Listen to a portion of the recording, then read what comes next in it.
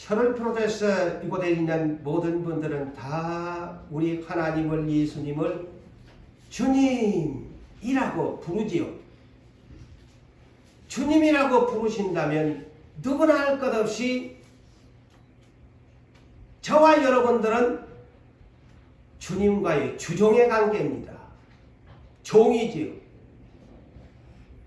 종이 어떻게 주인이 예암개야 너 집사의 직무를 가졌으니까, 권사의 직분을 가졌으니까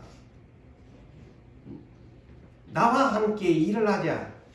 그러므로 너 이런 일을 하라고 종에게 주인께서 명하시는데 예스, 예, 하겠습니다. 이래야 되지. 아니요, 다 할 수 없습니다. 라면 여러분 입장 바꾸어서 생각하십시오. 내가 과연 주님이라고 맨날 입으로는 주님 주여 부르지면서 내가 거짓말쟁이가 아닙니까? 맞아요, 안 맞아요?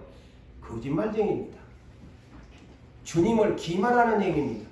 차라리 주님이라고 부르지 말아야 합니다.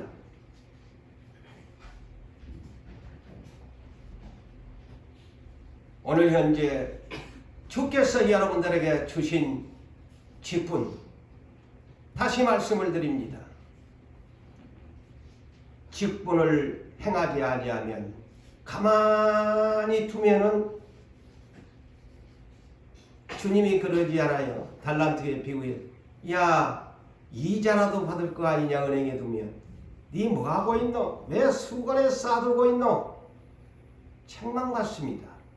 그래서 저 목사로부터 이 교회 모든 직분자는 명함만 가지고 나는 이 교회의 목사인데, 권사인데, 장로인데, 안수집사인데, 집사인데, 이런 소리 하지 마세요. 하나님 앞에 부끄러운 것입니다. 이 세상에 명함을 돌리는 분들이 있지만은 일하는 분이 그 명함을 쓰면 안 됩니다. 우리는 여러분들이 가지고 있는 이 성경, 특별히 바울 서신 바울 사도는 이렇게 온유 겸손하게 사도의 직분에 하나님께 고백을 하고 있습니다. 고린도전서 15장 10절에 보니까 내가 나된 것은 하나님의 은혜로 된 것이니 내게 주신 하나님의 은혜가 헛되지 아니하여 내가 모든 사도보다도 저 12사도보다도 많이 수고했지만 내가 한 것이 아니요 하나님의 은혜로 한 것입니다. 아멘. 그런 종이 되어야 합니다. 또한 사도 바울은 이렇게 충성을 성경에 기록해서 고백합니다. 아까도 우리 고백해야 됩니다. 왜 목사가 일어나서 오른손을 들고 약속을 하게 하느냐? 아니, 성경에 있지 않아요? 그 충성된 사도 바울이 사도행전 20장 24절에서 이와 같이 고백을 합니다. 내가 달려갈 길과, 이 말이 뭘까요? 나는 예수님의 표대를 잡으려고 달려간다, 이 말입니다. 내가 예수님을 붙잡으려고, 내 인생의 표대는 예수님을 붙잡기 위해서 나는 달려갈 길과, 또한 주 예수께서 나에게 사명을 주셨는데 하나님의 은혜의 복음을 증언하는 일을 마치려 하면은 내 생명조차도 조금도 귀한 것으로 여기지 아니하노라. 생명조차도 귀하게 여기지 아니한대요. 이렇게 충성을 고백하는 사람도 있는데, 우리가 충성 약속도 못하는 그런 사람이 된다면 부끄러운 사람이 아닙니까? 그래서 오늘 제목처럼 여러분 오늘 한번 저도 생각하고 여러분도 깊이 생각합시다.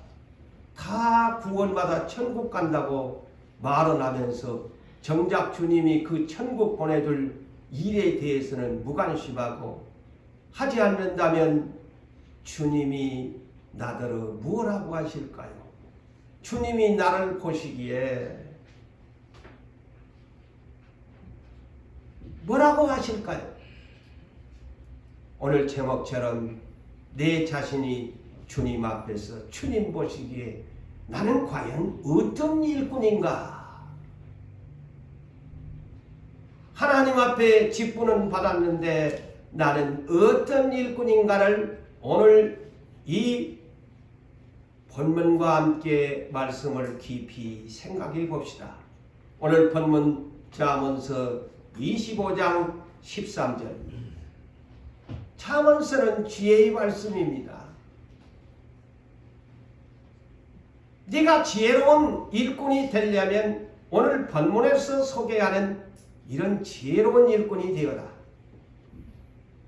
충성된 사자는 곧 믿음직하게 심부름꾼으로 보내는 사자는 그를 보낸 주인에게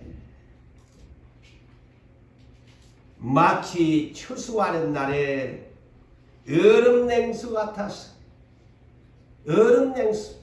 여름날의 얼음을 탁 커피도 여러분 얼음을 탁 젊은 분들은 오늘날 젊은 세대는 그렇지 않아요. 영어 보자면 이 얼음 냉수를 뭐라고 cold and snow 그랬어요. 빙수 같은 cold and snow 그랬어요. 번역이 그렇게 시원하게 영철 땀을 걸리는 날에 얼음 냉수 같아서 능히 그 주인의 마음을 시원하게 해드린다. 이런 사람이 충성된 사자야. 그를 불러주신 주님에게 시원하게, 이 말을 다른 말로 말하면 주인의 마음을 아주 유쾌하게, 즐겁게, 상쾌하게, 통쾌하게 주인의 마음을, 이야, 내가 저 종만 보면 너무 기분이 좋아. 나는 저 종만 보면은 정말 믿음직해. 너무너무 나는 저 종만 보면 내 마음이 기쁘단 말이야. 사탄에게도 자랑하고 싶단 말이야. 왜? 내 마음을 너무 시원하게 해주는 충성된 일꾼이기 때문에. 그런데 반대로 내가 저 종만 보면 내가 근심이 돼. 내가 저 종만 보면 왜 저것을 내가 저 목사로 만들어 세웠을까? 장로로 세웠을까? 권사로 세웠을까? 하나님의 마음이 무겁습니다. 근심이 됩니다. 후회가 됩니다. 하나님 탄식이 됩니다. 왜 내가 저것을 내 종으로 세웠을까? 오늘 여러분 깊이 생각하십시오. 여러분들도 자식을 키우는 분들도 이곳에 계십니다만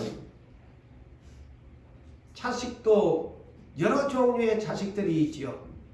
그 아비의 어미의 마음을 시원하게 지가 알아서 그냥 척척 어머니 아버지 이거 드세요. 그냥 센스 있게 그 아비와 어미의 마음을 시원하게 하는 자식이 있는가 반면에 자고 깨면 그놈의 자식 때문에 어머니 마음이 아프고 아버지 마음이 아픈 자식들이 있어요. 똑같아요. 오늘 본문이 그 얘기입니다. 내가 저를 종으로 불러놨는데 왜 저렇게 내 마음을 아프게 하노? 우리는 좋은 일꾼이 되어야 합니다. 주님 보시기에 좋은 일꾼이 되어야 합니다. 영어로 좋은 일꾼은 good minister, 반대로 나쁜 일꾼 bad minister. 좋은 일꾼이 있으면 나쁜 일꾼 bad minister가 있습니다.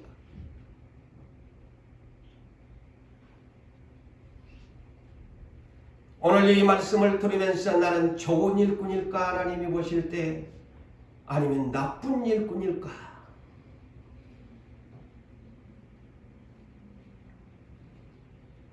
나쁜 일꾼은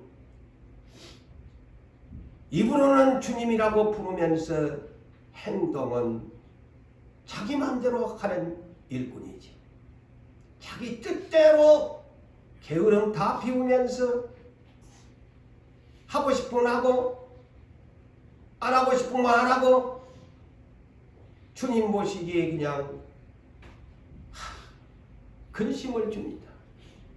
그래서 성경에 대표적으로 우리는 이스라엘의 초대왕 가장 선인 왕으로 첫 번째 왕이 된 이 사울에 대한 하나님의 심정을 여러분에게 소개합니다. 하나님도 인격의 하나님이세요. 그러니까 오늘 본문에도 시원하게 유쾌하게 기분 좋게 해주는 그런 충성된 종이 있는가 반면에 사울처럼 하나님이 후회합니다. 하나님이 후회해요. 하나님이 근심을 합니다. 하나님이 탄식을 합니다. 하나님이 한탄을 합니다.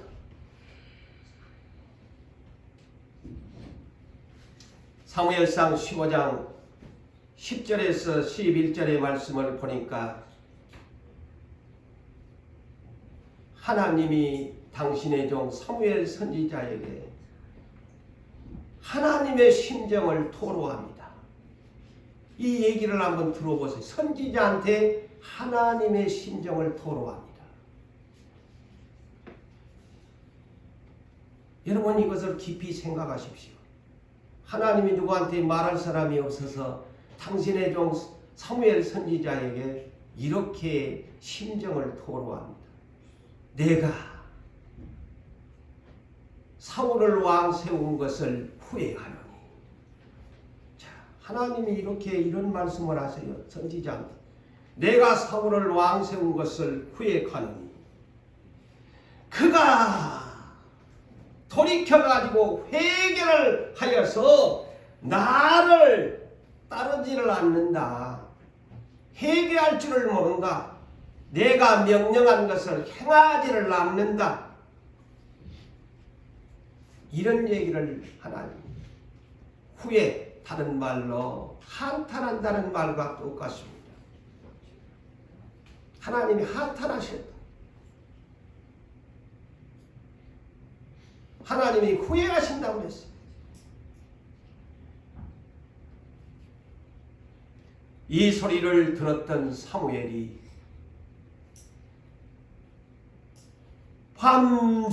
밤새도록 슬퍼하며 부르짖었다고 했습니다.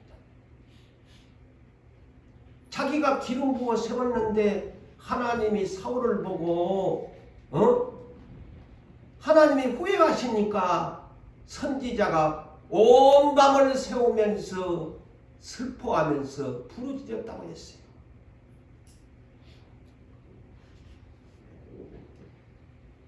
하나님의 이런 말씀을 듣고 사무엘도 사울왕과의 관계를 끊습니다. 여러분, 하나님이 싫다고 하는 사람, 내가 하나님보다 더 의로워서도 안 돼요.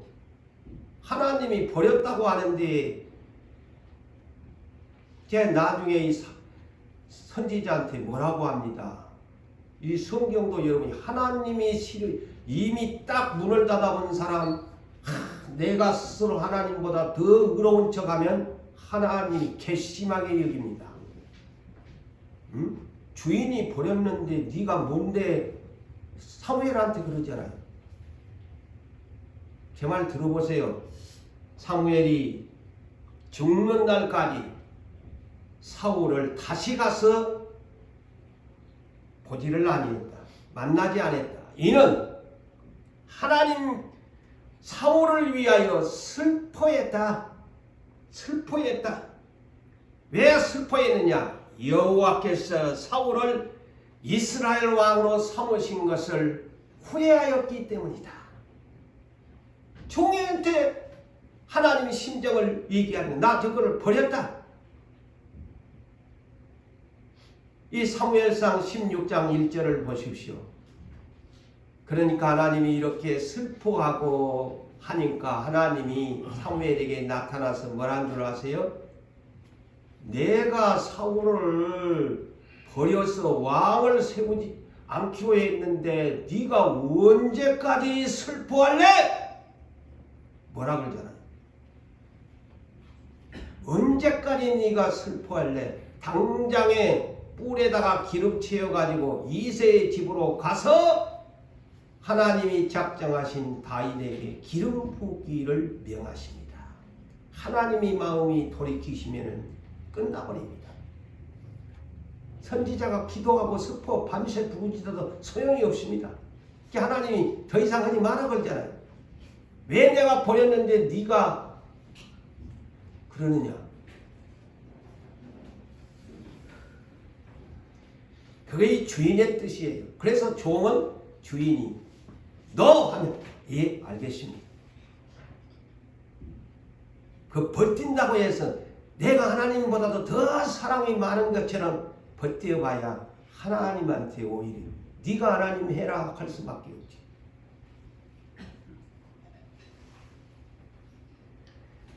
자, 다윗한테 하나님 사무엘 선지자가 순종해서 기름을 부으니까 다윗은 성령이 충만해졌는데 사무엘상 16장 13절 14절에 이렇게 기록됐습니다. 자, 하나님이 버려버리면 성령이 떠나가 버립니다. 사울왕이 예언한 사람이에요. 성령이 충만한 사람이에요.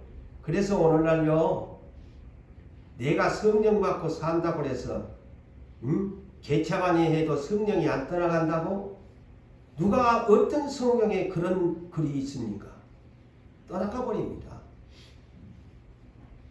우리는 바른 성경관을 가져야 돼요.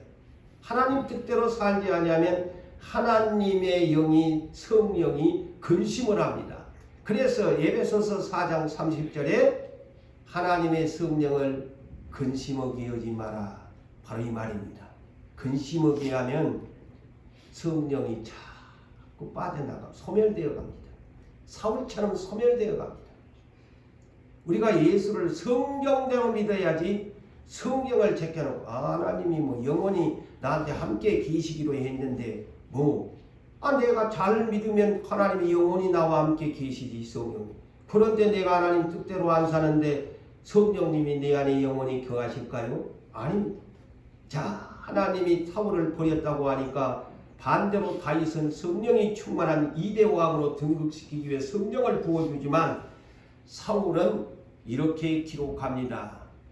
여호와의 영이 사울에게서 떠나가고 여호와께서 부르시는 악령이 사울을 범내게 하였더라. 보세요. 성령이 떠나가니까 뭐가 들어가? 악령이 들어갑니다. 마귀같이 비운다는 말이죠. 그래서 신약성경 데살로니가전서 5장 19절과 20절에 이런 말씀을 합니다. 성령을 소멸하지 말아라. 바로 이 얘기입니다. 성령을 소멸하지 말라. 바로 이 성령이 소멸된다는 말이죠. 애언을 멸시하지 말라 그랬어요.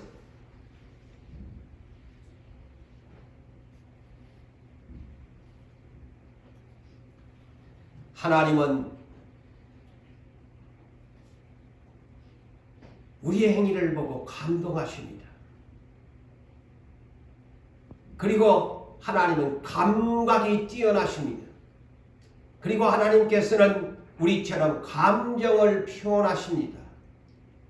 기분 좋으시면 기분 좋다고 표현하시고 아까도 제가 얘기했던 것처럼 사무엘 선지자에게 그 사울왕을 보고 나서 감정을 표현하지 않아요. 내가 저놈 사울왕 세운 것을 내가 후회한다. 감정을 표현합니다.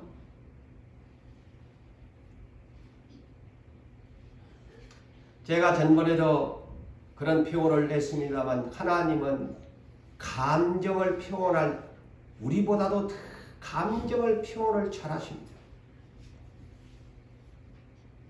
천지창조를 만들어 놓고 6번이나 보시기에 좋았더라. 좋았더라. 그리고 7번째는 심히 좋았더라 라고 감정 표현을 하나님이 하셨습니다. 하나님이 여러분 귀에 아무 소리를 안 하니까 그냥 무덤덤하니까 그냥 하나님은 감정도 없고 벨도 없고 감동도 없고 감각도 없는 하나님으로 여러분이 착각하시면 난이 됩니다. 감정 표현이 우리보다도 더 잘하시는 분이 하나님이세요. 모든 천지를 만들어 놓고 7번째는 무려 7번을 좋았더라. 심히 좋았더라. 이렇게 표현을 하시는 하나님이 아닙니까? 그런데 아무리면 나 한 사람 한 사람을 보면서 하나님이 마음에 들면 하나님이 저절로 웃음이 나오고 저 욥을 보니까 사탄에게 자랑하고 싶어지는 거예요. 해봐라! 나는 저 욥이 너무 마음에 들어. 자랑하잖아요. 감정 표현을 합니다. 온전하고 정직하고 악에 떠난 자, 세상에 나를 경외하는 자 없다. 감정 표현을 하잖아요. 사탄한테 자랑을 합니다.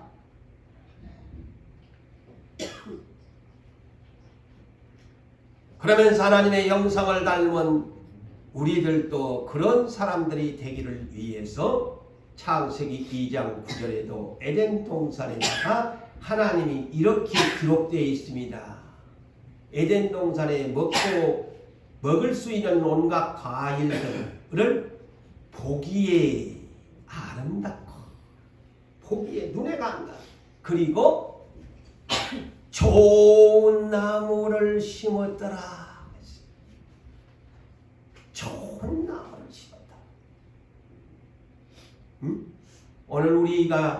오늘 주제가 좋은 일꾼입니다.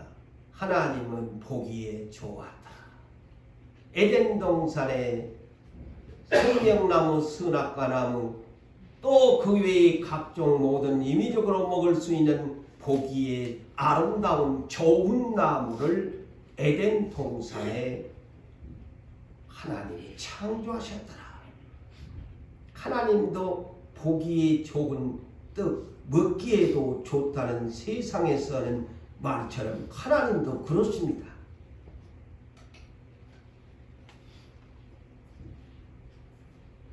여러분,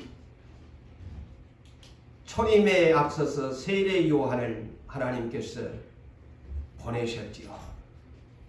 그래서 예수님은 세례 요한을 요한복음 5장 35절에 세례 요한은 어떤 사람인 줄 아니? 켜서 비추이는 등불이야.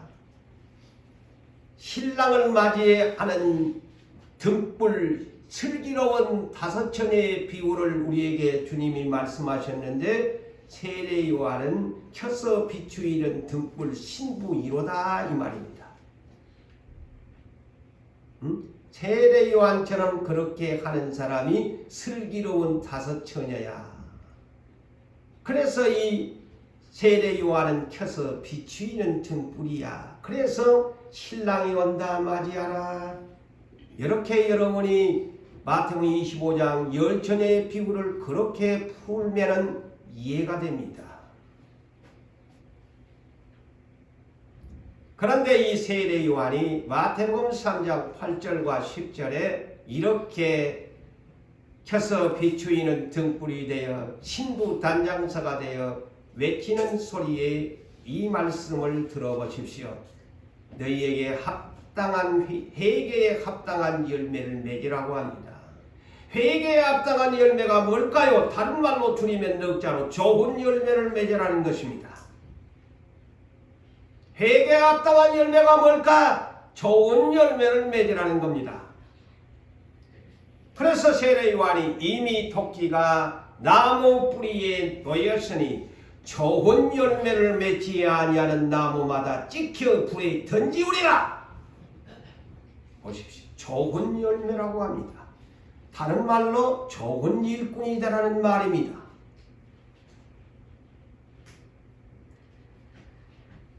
주님이 이렇게 말씀합니다. 마태복음 7장 17절에서 20절에 이와 같이 좋은 나무마다 좋은 나무마다 제가 이 좋다는 얘기를 지금 계속합니다.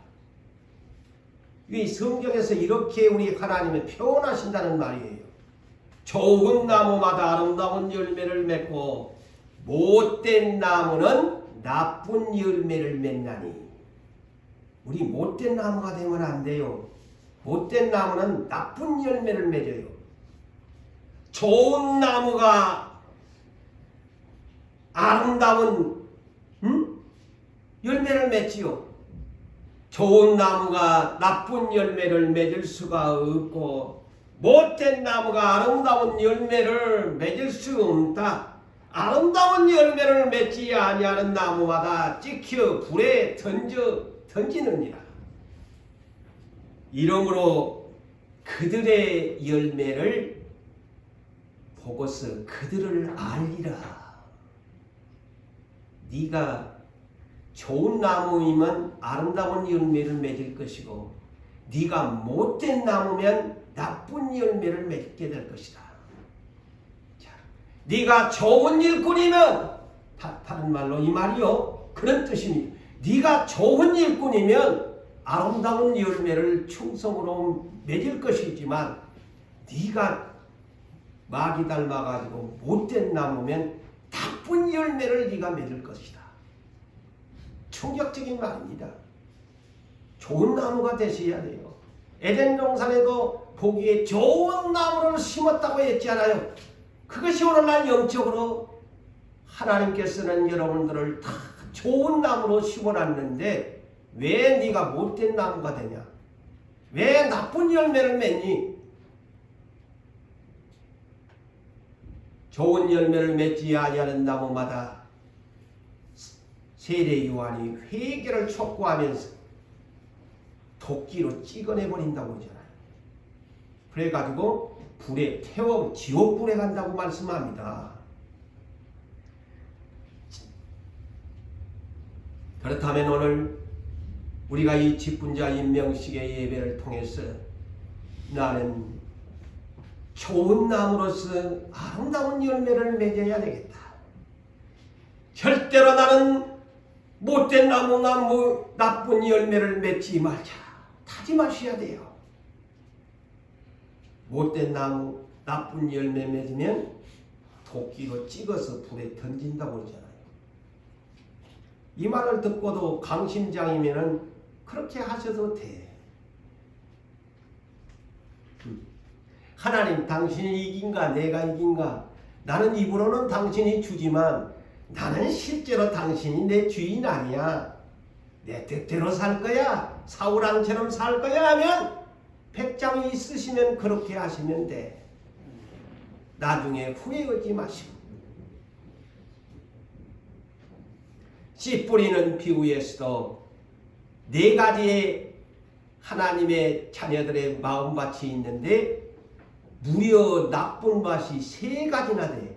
길가밭, 돌밭 같은 마음밭, 가시떨기 마음밭, 나쁜 밭이야. 그런데 유일하게 성경에 누가복음 8장 9절에서 15절에 착하고 분명히 좋은 마음밭 그랬습니다. 여기에서도 착하고 하나님 보시기에 좋은 마음밭이 있다. 여기에서도 좋은 마음 밭이라고 합니다. 이런 밭은 100배, 60배, 30배 주님의 말씀을 듣고 주인의 말씀을 듣고 지키고 인내로 결실하는 마음 밭이야.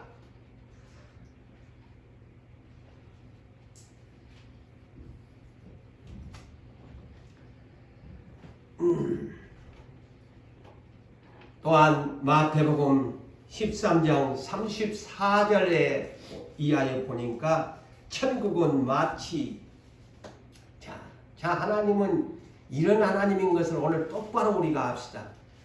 자, 천국은 마치 좋은 씨를 좋은 씨라고 또 표현합니다. 주님이 좋은 씨를 제밭에 뿌린 자와 같아. 좋은 씨는 예수님이 뿌리는 씨인데 하나님의 아들들이다. 그런데 그러면 나쁜 씨가 뭐냐? 가라지인데 이거는 사탄이가 뿌린 아들들이다. 자, 우리는 좋은 씨가 되어야 돼요.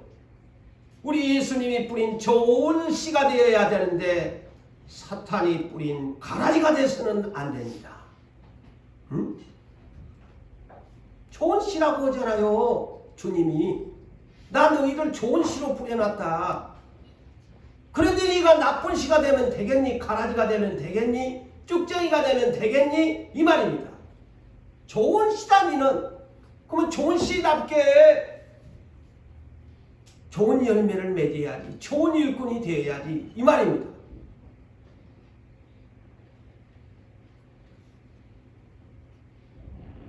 마태복음 13장 45절 이하에 이와 같이 말씀합니다. 천국은 마치 좋은 진주를 구하는 자 보십시오. 보석에 우리를 비유합니다. 천국은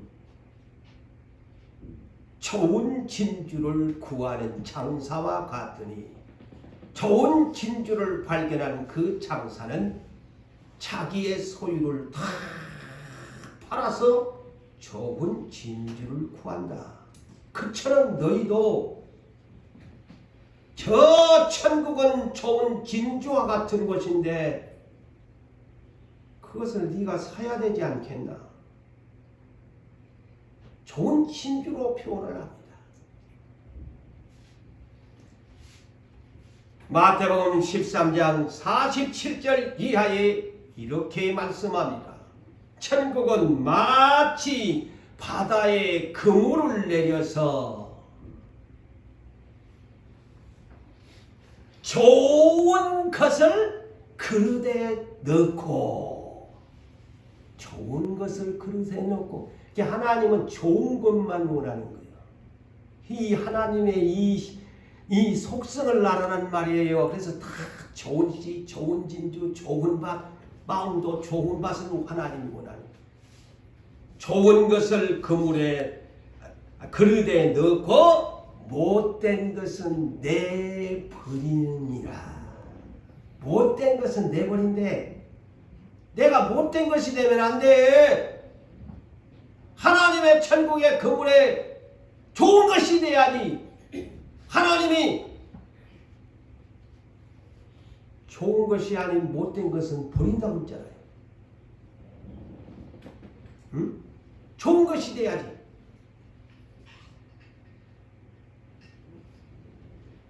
천사들이 나중에 재림 때에 와가지고 의인들 중에서 좋은 씨들 중에서 악인들을 골라내어 풀무불에 던져 넣으리라. 의인 중에서 골라낸대요. 자, 성경 똑바로 합시다. 의인들 중에 좋은 씨를 뿌려놨는데 가라지 같은 쭉정이 같은 것들을 골라낸대요. 의인들 중에서.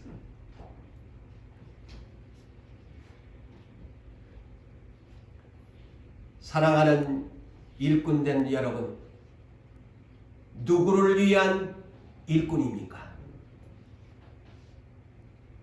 사랑하는 일꾼 되신 여러분, 여러분은 누구를 위한 일꾼입니까? 사람을 위한 일꾼입니까? 하나님을 위한 일꾼입니까? 이 말에 여러분 마음속에 대답하십시오. 나는 과연 오늘날까지 누구를 위한 일꾼이냐? 내 자신의 명예를 위한, 감투를 안 쓰면, 명함을 안 가지면 교회에 쪽팔려서 몸될 것 같아서 감투는 받아야 되겠고,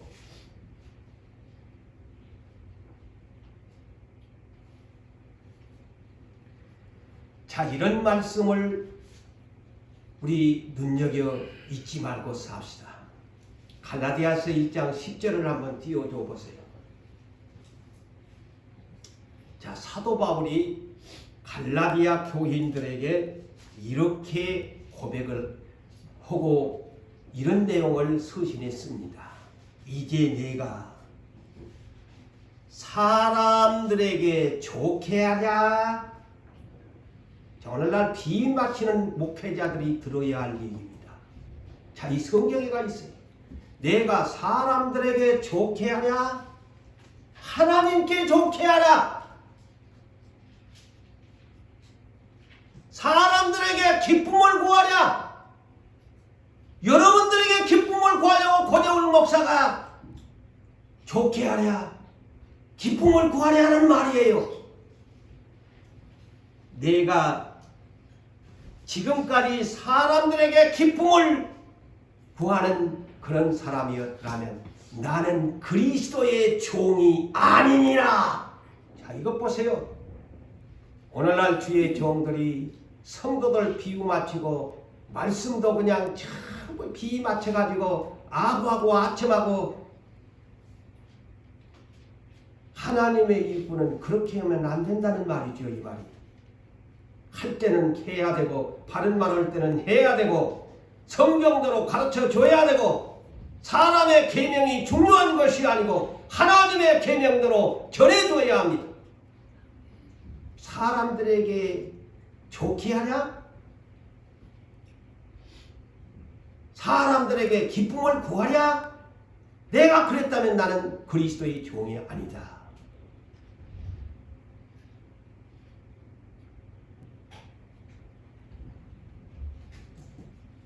하나님의 말씀을 전하는 종이 사람들에게 좋게 하기 위해서, 기쁨을 구하기 위해서 하면, 그 마태복음 23장에 나오는 유대 종교 지도자들이 그랬습니다.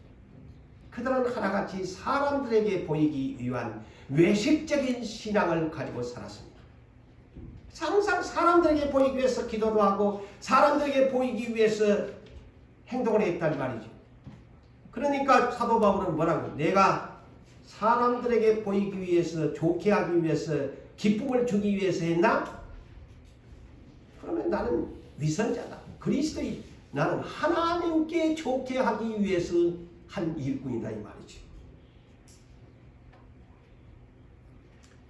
오늘도 사랑하는 주님의 일꾼 되신 여러분들이요, 사람들에게 좋게 하기 위해서, 사람들에게 기쁨을 주기 위해서 여러분이 교회에 와서 일꾼이 되셨다면 그 사람은 이 말씀에 비유하면 나는 좋은 일꾼이 아닙니다. 그리스도의 일꾼이 아닙니다.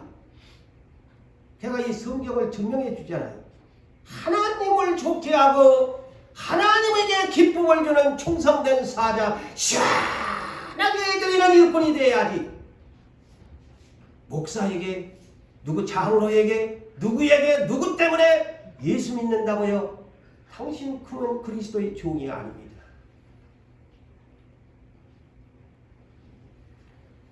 디모데전서 4장 6절에도 바울은 참아들 디모데에게 이렇게 부탁합니다. 그리스도의 좋은 일꾼이 되어라 그랬습니다. 네, 그리스도의 좋은 일꾼이 되어라. 또한 디모데후서 2장 3절과 4절에도 보면은 바울은 디모데에게 이렇게 권면하고 오늘날 일꾼 되신 여러분들에게 저에게도 역시 마찬가지입니다. 너는 그리스도 예수의 좋은 병사가 되어 나와 함께 고난을 받자 그랬습니다. 좋은 일꾼은 어떤 고난도 함께 주의 종들과 함께 받는 사람이 사도 바울은 나와 함께 고난을 받자. 병사로 복무하는 자가 자기 생활에 얽매이는 자가 하나도 없다. 자, 오늘날 군대에 간 사람들 자기 생활에 얽매이는 자가 어디 있습니까? 국가에 부르니까 그냥 부모고 자식이고 일터고 다 버리고 가잖아요. 그래서 자기 생활에 얽매이지 않는다 이거죠. 응? 병사로 복무하는 자가 자기 생활에 얽매이는 자가 하나도 없나니 다 제자들이 그렇게 살았지요. 이는 범사로 왜 자기 생활에 얽매이지 않느냐? 자, 충성된 사자가 어떤 사람인가를 여기에서도 가르쳐. 이는 병사로 모집한 자를 기쁘게 하려 함이라. 그래, 시원한 일꾼이를 표현하는 내용입니다. 기쁘게 하기 위해서. 아까 사도 바울이 내가 사람한테 좋게 하려고? 사람들에게 기쁘게 하려고? 아니다, 나는 하나님께 기쁘게 하고 좋게 하려고 나는 하는 것이다.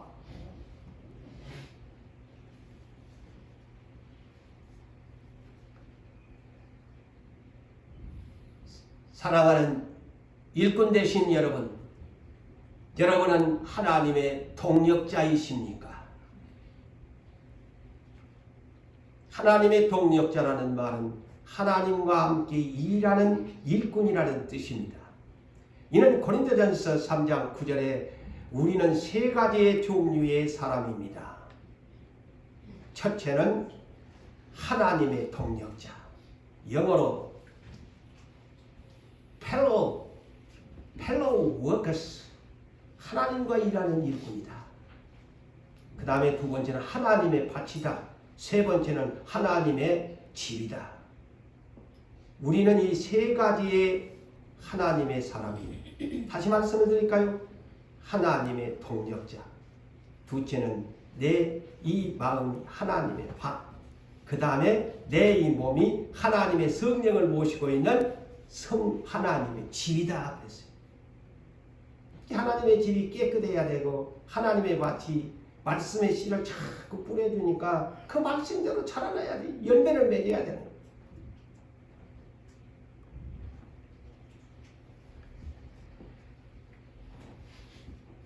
이 시간도 저를 통해서 우리 하나님께서 여러분에게 지금 말씀하고 계세요. 고재훈 목사를 통해서 여러분들에게 일꾼 되신 여러분들에게 지금 이렇게 음성이 들릴 겁니다. 이사야 6장 8절의 말씀 보니까 이사야가 듣는 내용이 곧 우리가 그 음성을 듣는 시간이 되기를 예수 이름으로 부탁합니다. 지금 이 소리가 들립니까? 주님의 목소리가 들립니까? 내가 누구를 보내며 누가 우리를 위하여 누가 성부 성자 성령을 위하여 갈까? 누가 일을 할까? 그때에 내가 그 음성을 듣고 주여 내가 여기 있나이다. 나를 보내소서. 이 한 시간 여러분 이와 같이 고백이 자원하는 마음으로 일어나기를 원합니다. 아멘. 아직도 귀가 안 들립니까? 주님의 음성이 안 들립니까? 주여 내가 여기 있나이다. 내가 하겠습니다. 당신은 나를 위해 대신 십자가를 지고 죽으셨는데 내가 무엇으로 당신의 은혜를 갚으리까? 내가 여기 있습니다. 나만 불러주시면 내가 하겠습니다. 이런 일꾼이 시대의 일꾼입니다. 아멘. 네.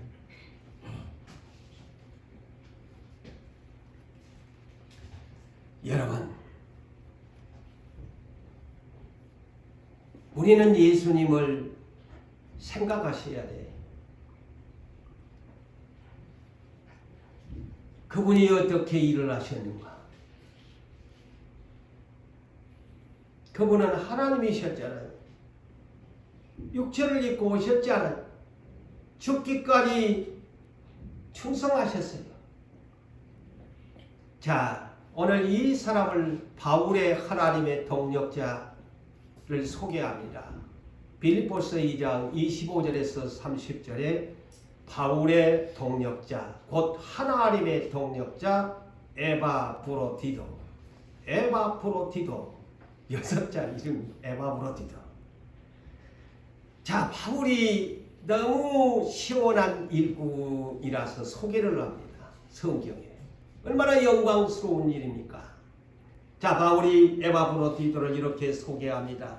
그는 나와 함께 한 사람이다. 그는 나의 형제다. 그 예수 안에서 피로 맺어진 형제다. 그리고 함께 수고하고 함께 군사된 자요. 너희 사자로, 너희 빌립보 교회 사자로 내가 쓸 것을, 나 바울이 쓸 것을 돕는 자다. 선교비를 위해서 보낸 사자다. 에바브로디도가. 근데 이 뒤에 이 말을 잘 들어보세요. 그가 병들어 죽게 되었지만은 자기가 병든 것을 아예 주의 일을 했는데 병이 들었어. 어떤 병인지는 이 성경이 모르지만 죽을 병에 걸린 거야. 죽을 병에. 오늘 같으면 암병인지도 모르지. 죽을 병에 된 거야. 그가 병중에 죽게 되었으나 바울이 이렇게 표현하면 죽을 병이야. 죽게 되었는데 자기 자신이 그 죽게 된 병 들었다는 것을 이 빌립보 교회가 이 소문을 들어서 알게 된 거야. 그러니까 우리가 그런 일꾼이 됩시다. 저도 그렇고. 이런 일꾼이 진정한 좋은 일꾼이에요. 오히려 다른 사람이 자기 병든 것을 알까 심히 근심했다. 심히 근심했다. 이 교회의 영광이 떨어질까 싶어서 심히 근심했다. 그렇지만 어느날 우리는 이러다 보면은 나에게 고통이 오면은 나의 고통을 다 얘기를 하잖아요. 내가 무엇이 어쩌고 저쩌고. 근데 이 사람은 자기가 죽을 병에 걸렸어도 교회가 이것을 알까 싶어서 그 간증을 심히 근심했다. 그러면서도 그가 그리스도의 일을 위하여 죽기에 이르러도 자기 목숨을 돌보지 아니했다. 죽기에 이르렀는데도 자기 몸을 돌보지 아니하고 바울에게 선교비를 전달하기 위해서 그 죽을 몸을 가지고 갔다 이 말이죠. 그런데 하나님께서 이런 사람을 보고 죽을 병을 고쳐주어서 몸이 완쾌시켜 주어서 우리 모두 기뻐할 일이 되었다 하면서 바울이 간증을 하는 거예요. 그러면서 너희들은 앞으로 이런 사람, 이 같은 사람 존귀히 여겨줘야 된다. 환영해 줘야 된다. 기쁘게 영접해 줘야 된다. 자기의 죽을 목숨까지도 병이 들었으면서도 바울의 선교비를 전해주기 위해서 그 몸을 가지고 충성을 다했다는 말이지. 그러니 하나님이 그 죽을 병을 깨끗하게 고쳐주어서 나도 근심이 없어지고 교회가 정말 기쁘게 된 것이 아니냐. 할렐루야. 아멘. 이런 일꾼이 되라는 말이죠.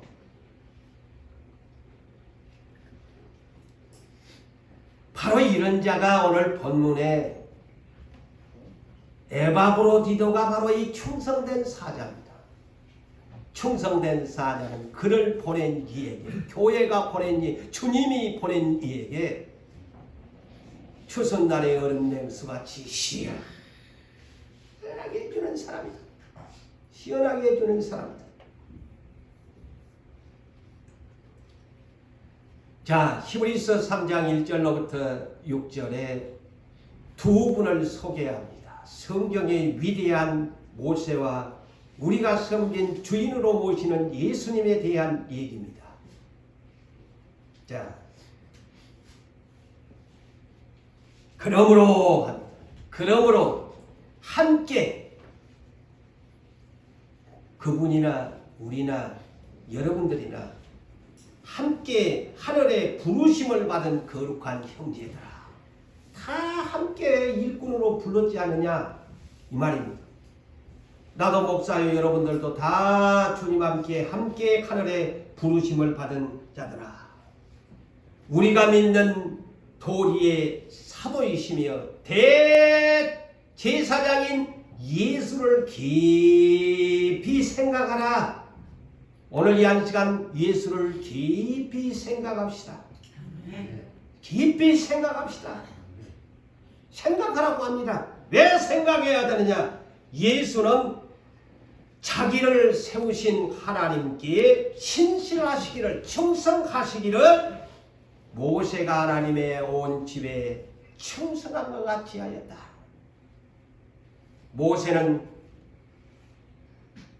인생 3등분의 인생 가운데 80년 동안은 자기 뜻대로 살았지만 마지막 80세에 불러가지고 120세 3분의 1을 나이 늙어가지고 온전히 광야에서 하나님의 온 집에 충성을 하였다고 성경은 소개합니다. 80세에 불러가지고 120세까지 하나님의 온 집에 신실하였다. 모세는 하나님의 온 집에 어떻게 충성했나? 자, 같이 따라합니다. 나는 종입니다. 나는 주의 종입니다. 그렇게 생각합니까? 자, 같이 따라합니다. 나는 내가 주인입니다. 나는 주의 종입니다. 다행이야. 안 따라했어.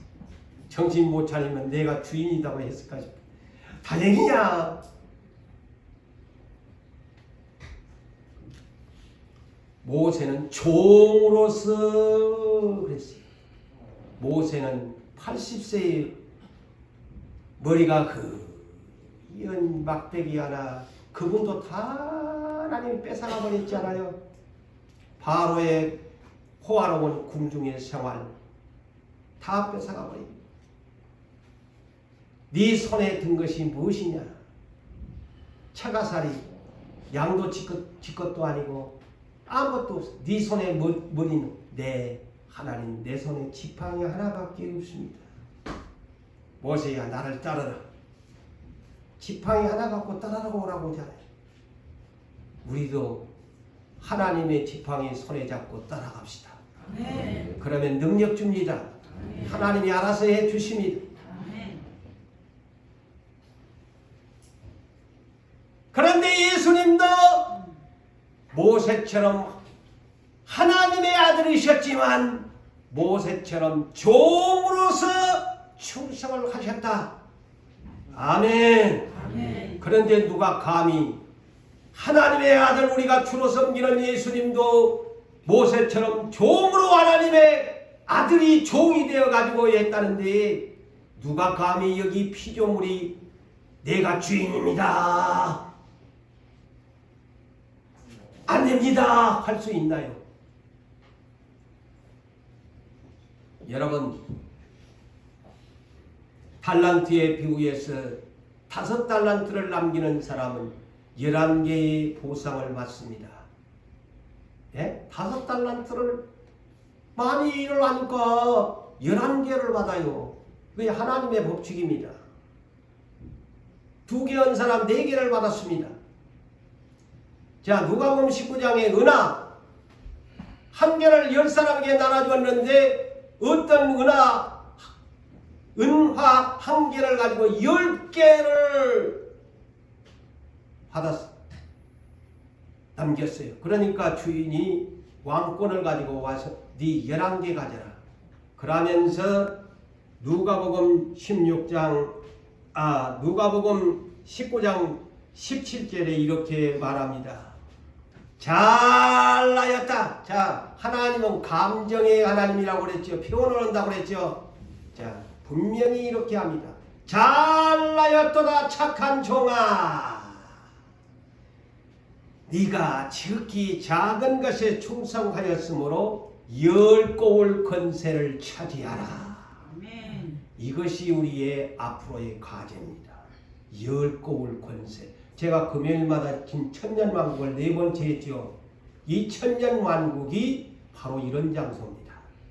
10고울 권세를 차지하라. 자, 오늘날 모세가 출애굽에 할 때에 혼자 이스라엘을 다 재판을 하니까 만진 차이가 됩니다. 그 장인이 지혜를 가르쳐 주죠. 그래서 앞으로 10부장, 50부장, 100부장, 1000부장 제도를 만들어라. 응? 그래서 네가 가장 최종적으로 어려운 문제는 네가 하고 10부장한테 맡기고 50부장한테 맡겨라. 이 하나님 나라의 천년왕국도 그런 행정적인 조직이 이루어진다는 말입니다. 네가 10고울 권세를 가져라. 5개 남겼냐? 5고울 권세를 차지하라. 오늘날 시골에도 보면 이장이 있고 면장이 있고 읍장이 있고 시장이 있고 오늘날 도시에는 광역시장이 있고 그러면 광역시장 안에 뭐가 있어요? 동장이 있고 구청장이 있는 것처럼 하나님의 나라 천국의 왕권에도 왕으로 들어올 사람이 있고 이렇게 1000부장, 100부장 이렇게 고관들로 뽑힐 사람이 있고 관리들로 뽑힐 사람이 있다는 말입니다. 이것을 그대로 받으셔야 돼요. 예? 그게 천년왕국입니다. 그런데 대표적으로 계시록 제가 이번에도 금요일날 했지만 4절에서 6절에는 그 중에 예수님과 함께 더불어서 제사장이고 왕으로 될 사람은 순교자들이고 짐승의 시대에 표를 받지 않은 가장 큰 시험을 이겨낸 사람들이 왕권을 갈린다, 멸관을 받는다고 했죠. 그의 천년왕국 하나님 나라의 왕권의 조직이 됩니다.